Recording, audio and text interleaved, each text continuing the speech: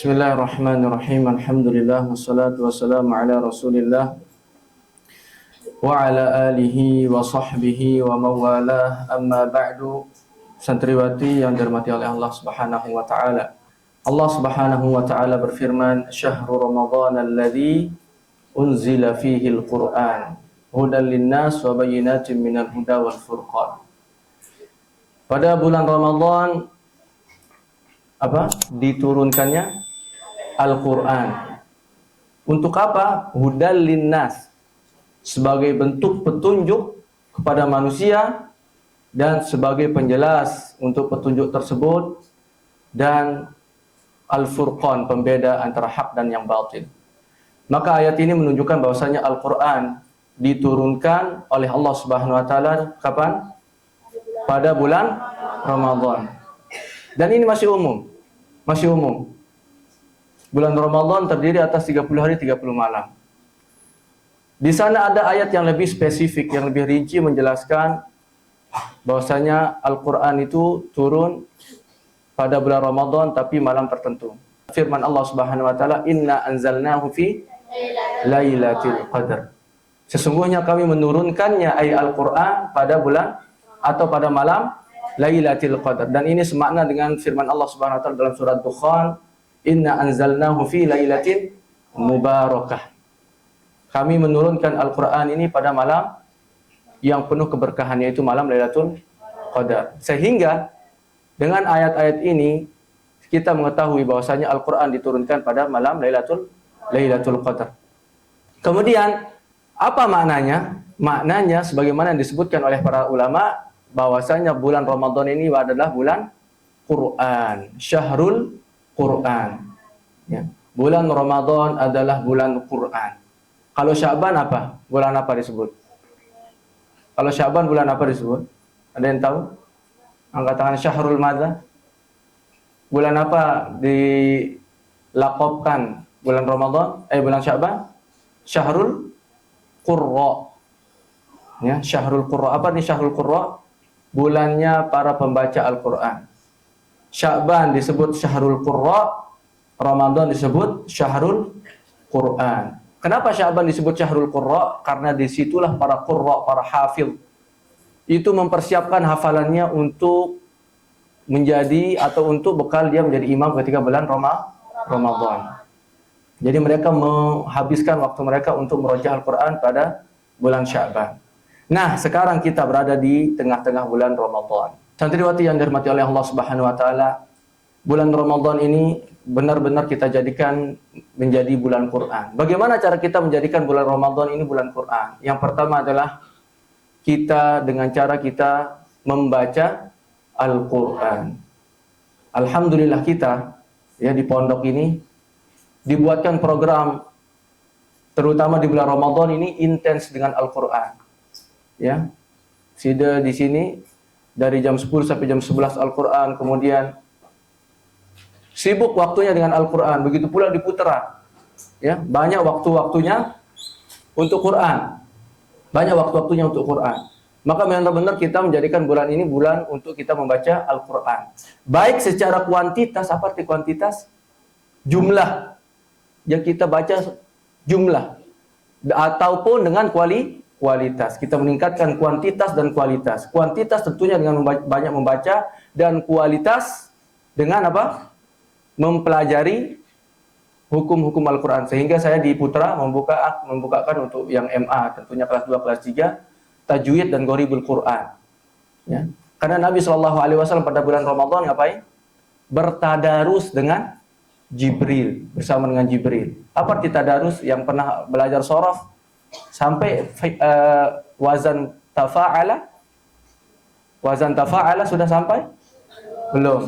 Tafa'ala itu maknanya itu saling. Sehingga kalau kita bahasakan tadarasa, ya tadarasu, tadarusan itu saling belajar mengajari. Jadi suatu kesalahan menurut saya apabila TPQ itu diliburkan pada bulan Ramadan. Itu kesempatan anak-anak juga untuk memperdalam ilmu Al-Quran. Di samping dia memperbanyak kuantitas dia dalam membaca Al-Quran. Nabi SAW bersabda, "Iqra'ul Quran, fa innahu ya'ti yaumal qiyamah syafi'an li ashabi." Bacalah oleh kalian Al-Quran. Karena Al-Quran akan datang pada hari kiamat untuk apa? Memberikan syafaat bagi para pembacanya. Datanglah kelak Al-Quran ketika kita panik, mau kemana ini? Butuh pahala, dosa banyak, pahala sedikit. Yauma la yanfa'u malu wala banun illa man atallaha biqalbin salim. Hari di mana tidak bermanfaat harta dan anak keturunan. Tak bisa sih disogok malaikat, walaupun 1 miliar ini saya kasih ini, penting masukin surga, nggak bisa. Anak juga tidak bisa memberikan syafaat kepada orang tuanya. Kecuali orang-orang yang datang pada hari itu kepada Allah, menuju Allah dengan hati yang salim. Biqalbin salim, selamat dari kesyirikan, selamat dari kebid'ahan, selamat dari kemaksiatan, selamat dari dengki. Itu yang selamat di hari tersebut. Sehingga kita membutuhkan amal-amalan. Nah, salah satu yang akan menjadi penolong kita kelak apabila kita merajin membaca Al-Quran adalah Al-Quran.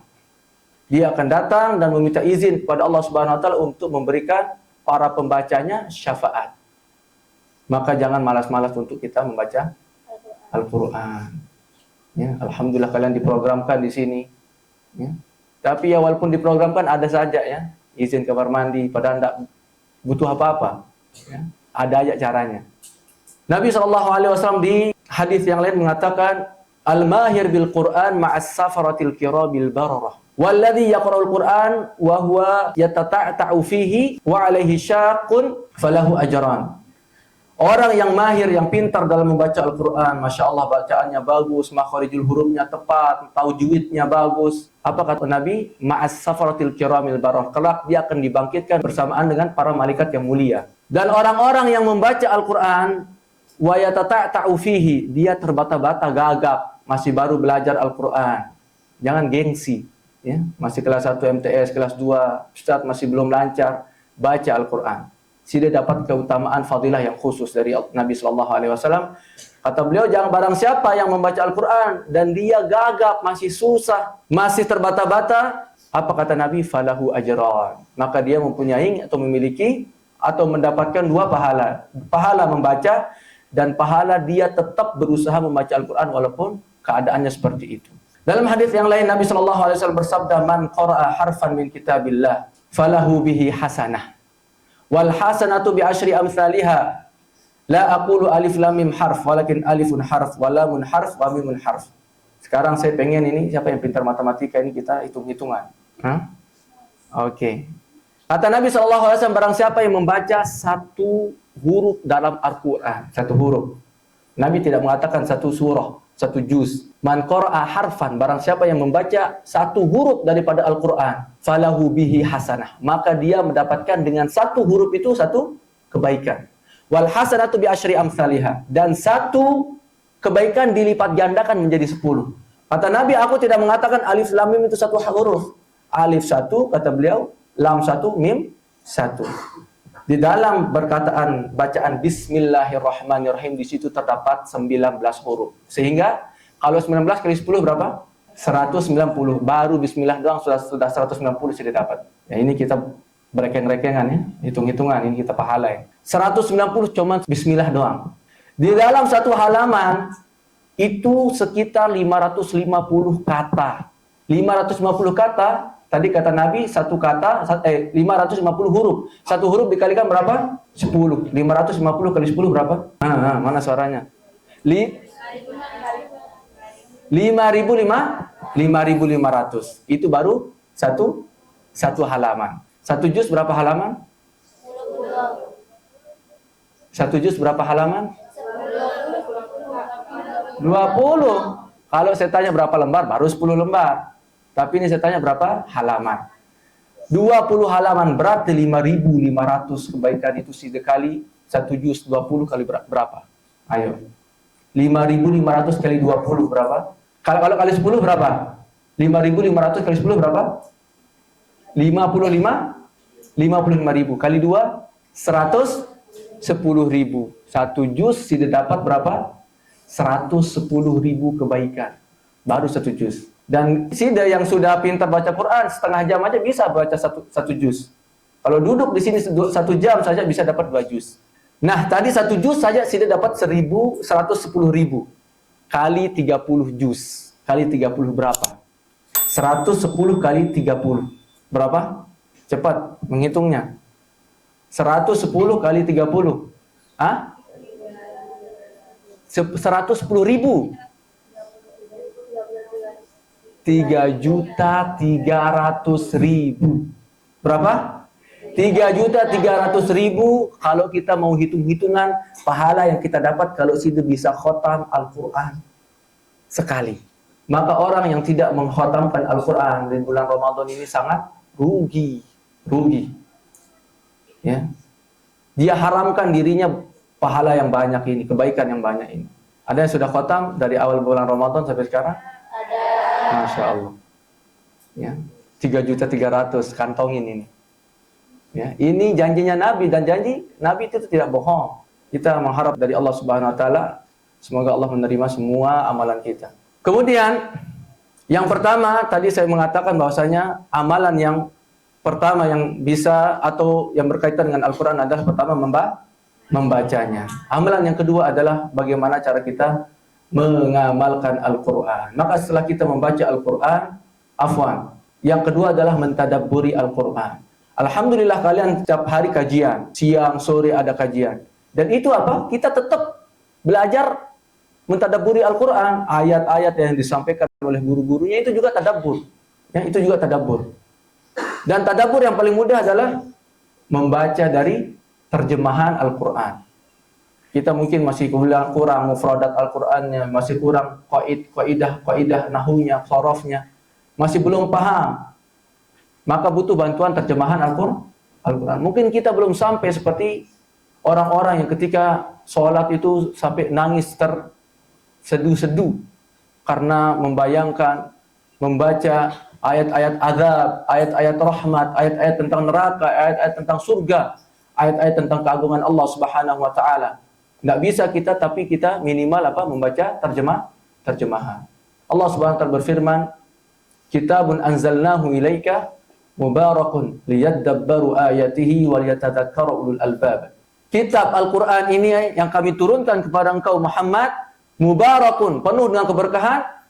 Untuk apa? Liyadabbaru ayatihi, agar supaya mereka merenungkan ayat-ayatnya, mentadabburi ayat-ayatnya, sehingga kita bisa mendapatkan pelajaran, sehingga bisa seperti yang di dalam Al-Qur'an bisa merinding bulu kuduk kita karena mendapatkan keajaiban-keajaiban dari Al-Quran. Kita renungi, baca terjemahannya, baca di mana di situ terdapat kekuasaan-kekuasaan Allah Subhanahu wa taala. Waliyatadzakkaru ulul albab, dan orang-orang yang berfikir bisa mengambil pelajaran. Di dalam surah Al-Muhammad Allah Subhanahu wa taala berfirman, "Afala yatadabbaruna al-Qur'an am 'ala qulubin aqfaluha?" Apakah mereka tidak mentadabburi Al-Qur'an? Ataukah telah terkunci hati-hati mereka? Jadi setelah kita rutin membaca Al-Quran, maka tahapan level selanjutnya adalah kita berusaha untuk mentadabburi Al-Quran. Bagaimana Al-Quran ini bisa mengena, bisa berbekas dalam hati kita, berbekas dalam diri kita, sehingga kita mendapatkan atau bisa mengamalkan Al-Quran. Dan ini adalah level ketiga. Setelah kita mentadabburi Al-Quran, mendapatkan pelajaran darinya, maka kita akan berusaha untuk mengamalkannya. Yang pertama apa tadi? Membaca Al-Quran. Yang kedua, mentadabburi Al-Quran. Yang ketiga, cara kita berkomunikasi dengan Al-Quran dengan cara mengamalkannya. Allah Subhanahu wa taala berfirman, "Wa hadza kitabun anzalnahu mubarakun fattabi'uh." Dan ini adalah kitab yang kami turunkan penuh keberkahan, mubarakun, penuh keberkahan, fattabi'uh. Maka ikutilah. Maka ikutilah apa yang ada di dalamnya berupa perintah-perintah Allah Subhanahu wa taala. Diperintahkan kita untuk wa aqimus shalah wa atuz zakah. Dirikanlah salat dan dirikanlah tunaikanlah zakat. Dan banyak sekali perintah-perintah yang terdapat dalam Al-Qur'an. Wa qada rabbuka alla ta'budu illa iyyah wa bil walidaini ihsana. Dan Allah Subhanahu wa taala telah menentukan jangan sampai kamu beribadah kepada selain Allah, wa bil walidaini ihsana, dan kepada kedua orang tua maka berbuatlah kebaikan. Kalian punya orang tua di rumah dan kalian mempunyai orang tua di pondok, di sekolahan, di madrasah. Hormatilah orang tua kalian di pondok. Hormatilah orang tua kalian yang berada di madrasah, yang berada di rumah. Maka ini adalah perintah Allah Subhanahu wa taala. Allah Subhanahu wa taala berfirman, "Wala taqrabuz zina. Innahu kana fahishatan wa sa'a sabila." Janganlah kalian mendekati zina. Yang mempunyai pacar, putuskanlah. Jomblo fisabilillah. Waisalam. Katakan kepada dia, putuskan aku tunggu kamu di rumahku. Kalau kamu jantan, pejantan tangguh, lamarlah aku. Gitu. Ustaz, saya pacaran Islam. Ustaz, nggak ada pacaran Islam. Pacaran itu wallahi pengantar kepada zina. Bagaimanapun caranya. Si dia telepon-teleponan dah zina, si dia chat-chatan sudah zina, ngabuburit zina bersama dia tentunya kan, digonceng nanti libur digonceng. Ketemuan. Ya saya dengar ada ya, tapi sedikit. Tapi saya katakan tutup celah itu. Jangan membuka pintu syaitan. Jangan membuka pintu syaitan. Maka putuskanlah. Ya, jomblolah fisabilillah. Kalau memang dia jodohmu tidak akan kemana. Dan perintah-perintah Allah Subhanahu wa taala yang lain. Betapa banyak perintah, larangan dalam Al-Qur'an, bagaimana akhlak, adab yang diajarkan oleh Al-Qur'an. Allah Subhanahu wa taala berfirman, "Wa innaka la'ala khuluqin 'azim." Allah Subhanahu wa taala memuji akhlak Nabi sallallahu alaihi wasallam yang sangat agung. Ketika Aisyah radhiyallahu taala anha ditanya, bagaimana akhlaknya Rasulullah? Apa kata Aisyah? Kana khuluquhul Qur'an. Akhlaknya Nabi adalah akhlaknya Quran. Kalau mau lihat Quran berjalan, lihatlah Nabi sallallahu alaihi wasallam. Bagaimana cara kita mengamalkan? Pelan-pelan. Pelajari ayat demi ayat. Praktekkan. Jangan sampai kita lalai terhadap Al-Quran, berpaling dari perintah-perintah norma-norma Al-Quran. Allah Subhanahu wa taala berfirman, "Wa man a'rada an dzikri fa inna lahu ma'isyatan dhanka wa nahsyuruhu yaumal qiyamati a'ma." Barang siapa yang berpaling dari perintahku, dari Al-Quran, maka dia akan mendapatkan kehidupan yang sempit di dunia wal akhirah, di dalam dunia dan akhirat. Kemarin viral ya, cuitannya Elon Musk. Tahu Elon Musk? Orang terkaya di dunia. Hartanya sekitar 4.400 triliun. Mungkin kalau ditumpuk pondok ini mungkin habis dengan uangnya dia. Tapi apa katanya? Dia mengaku walaupun punya kekayaan sebanyak itu dia tidak bahagia. Karena apa? Orang kafir tidak akan bahagia di dunia wal akhirah. Tidak ada ketenangan. Malah lebih sibuk dengan dunianya. Lebih repot, lebih banyak pikiran. Orang Islam sederhana. Orang beriman sederhana, punya harta sederhana. Kemudian setelah dia menyelesaikan hajatnya dari dunia bekerja, kemudian dia memalingkan diri untuk beribadah kepada Tuhannya. Disitulah ketenangan. Ala bi dzikrillah tatmainnul qulub. Tidaklah dengan Al-Qur'an hati menjadi tenang, dengan zikrullah hati menjadi tenang, ya. Jadi kekayaan dunia tidak menjamin untuk bahagia. Walaupun ada orang memang uang itu tidak bisa membeli segalanya, tapi segalanya butuh uang. Tidak juga. Hidayah dan taufik itu tidak butuh uang. Hidayah dan taufik adalah murni dari Allah Subhanahu wa taala. Kebanyakan penduduk ahli surga dari kalangan apa? Orang miskin. Bukan orang kaya. 1 triliun dia punya duit, punya harta, 1 triliun itu akan dihisap semuanya. Semuanya. Halalnya kata para ulama, halal duit itu adalah hisap dan haramnya azab. Bembedelai pokoknya harus tetap dihisap. Orang yang punya rumah sederhana, punya 3 pakaian, tidak banyak ditanya, masuk. Makanya kata Nabi SAW, perbedaan orang masuk surga antara orang miskin dan orang kaya berapa tahun? 500 tahun. Ya, 500 tahun perbedaannya. Maka berbagilah orang-orang yang miskin macam kita ini. 500 tahun kita biiznillah ta'ala akan masuk surga daripada orang-orang kaya. Tapi tentunya orang yang kaya kemudian dia berdermawan, itu yang lebih baik. Itu yang lebih baik.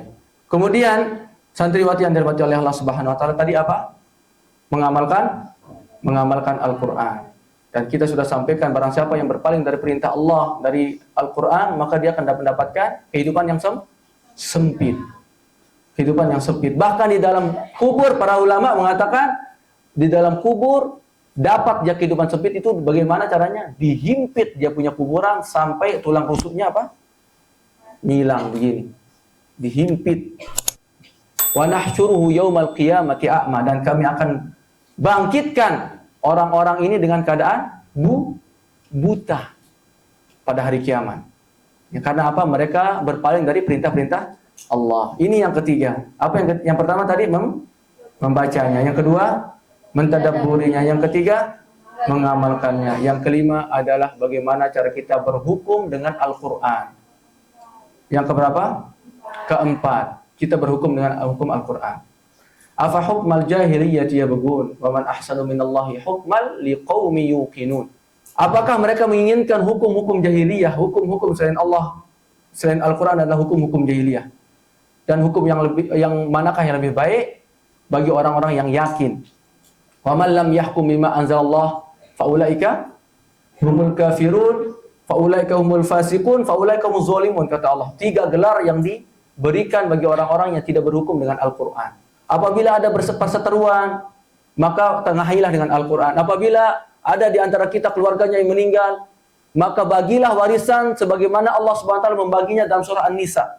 Ini dapat 1/3, ini dapat 1/8, ini dapat 1/6, ini dapat setengah, ini asabah bil ghair. Kita berhukum dengan hukum Al-Qur'an. Di pemerintahan bagaimana dia menghukum dengan hukum Al-Qur'an apabila ada yang berzina. Muhsan, apa arti muhsan? Dia penzinanya apa? Sudah menikah. Apa hukumannya? Dirajam sampai mati. Kalau yang ghairu muhsan, yang belum menikah, apa hukumannya? Dijerah berapa kali? 100 kali dan diasingkan selama satu tahun. Pencuri, apa hukumannya? Potong tangannya. Wasariq wasariqatu faqta'u aydiyahuma. Bagi pencuri laki-laki dan perempuan maka potonglah tangan-tangan keduanya. Dari mana dipotong tangannya? Dari sini? Dari lengan, ya, dari lengan. Mencuri dia kedua kali, apa yang hukumannya? Potong kaki kiri. Bercuri ketiga kali, potong tangan kiri. Yang pertama tarik kanan, terus kiri, silang. Keempat kali dia mencuri, potong kaki kanan. Mencuri lagi, potong leher. Potong lehernya. Kok bisa? Wah, udah enggak punya tangan kaki masih mencuri. Bisa enggak? Bisa. Dia jadi sebagai pimpinan, Roger, ambil itu hartanya. Maka masuk. Maka kita harus berhukum dengan hukum Allah Subhanahu wa taala. Apabila hukuman ini diterapkan, insya Allah keadilan akan merajalela. Kalau sudah ke Mataram, sudah lihat banyak orang jual bebas. Tapi nanti kalau diterapkan hukum Al-Qur'an, tidak ada yang berani jual-jual khamr seperti itu. Jadi salah satu cara kita berinteraksi dengan Al-Quran, bagaimana cara kita berhukum dengan hukum Al-Quran. Yang kelima adalah bagaimana cara kita jadikan Al-Quran ini sebagai penawar, sebagai obat untuk penyakit hati, jiwa, bahkan badan. Allah Subhanahu wa taala berfirman, "Wa nunazzilu minal Qur'ani ma huwa syifaa'un wa rahmatul lil mu'minin." Wala yazidu zalimina illa khasara. Dan kami turunkan Al-Quran ini, ada di antara Al-Quran itu sebagai penawar, sebagai obat, dan sebagai rahmat bagi orang-orang yang beriman. Dan tidaklah Al-Quran ini menambah bagi orang-orang yang zalim kecuali kerugian. Jadi Allah Subhanahu wa taala menyebutkan Al-Quran ini sebagai obat. Kita kemasukan jin, jangan pergi ke dukun, tambah lagi dimasukin jin.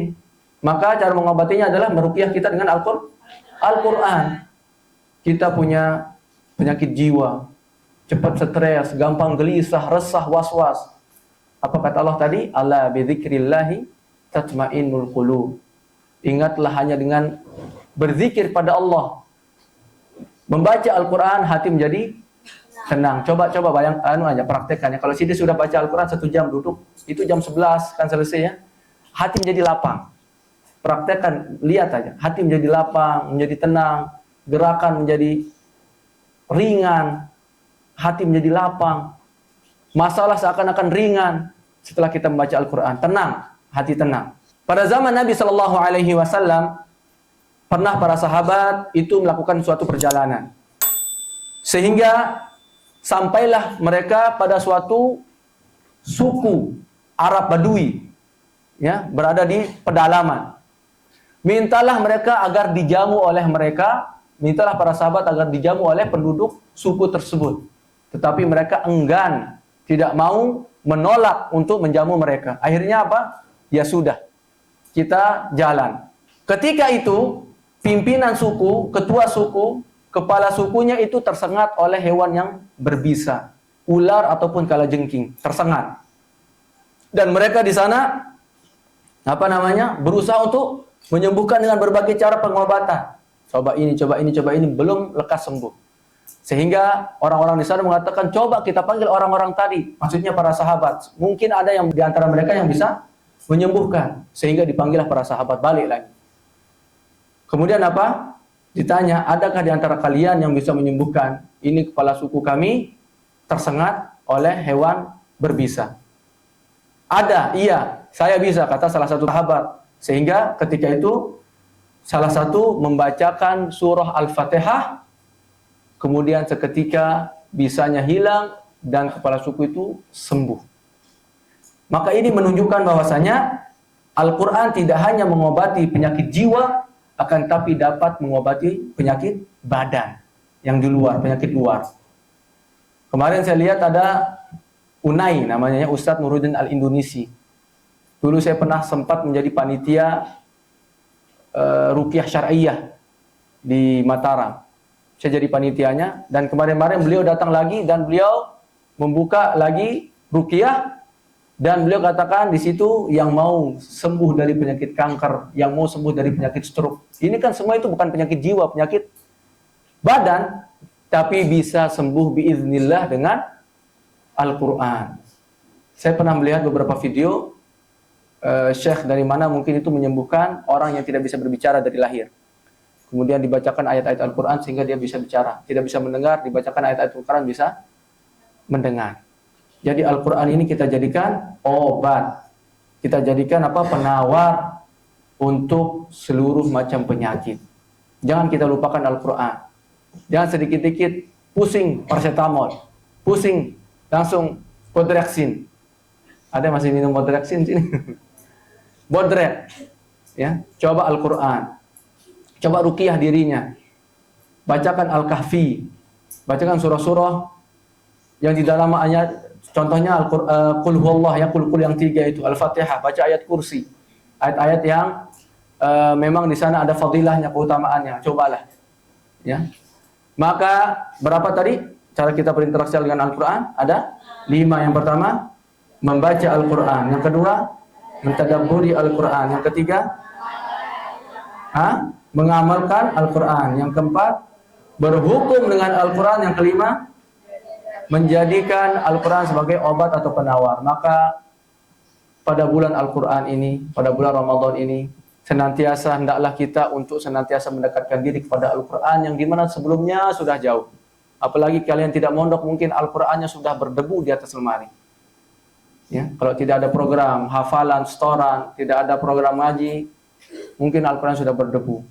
Maka alhamdulillah kalian hidup di pondok, tapi bukan hanya seperti itu, hanya itu saja menunjukkan diri, tambah lagi, tadabburi Al-Quran, baca terjemahannya, coba renungi ayat-ayatnya, praktekkan, amalkan apa yang ada di dalamnya, berupa perintah, larangan, adab, diamalkan. Kemudian kalau sudah sakit, bisa menyembuhkan diri dengan penyakit. Hadza wallahu taala a'lam. Semoga apa yang kita sampaikan bermanfaat untuk yang berbicara pertama kalinya dan untuk yang mendengar kedua kalinya. Ini yang bisa kami sampaikan. Wa jazakumullahu khairan ala istimaikum wa barakallahu fikunna wa nakhtatim bi du'ai kafaratul majlis. Subhanakallahumma wa bihamdika asyhadu an la ilaha illa anta astaghfiruka wa atubu ilaik. Wassalamu alaikum warahmatullahi wabarakatuh.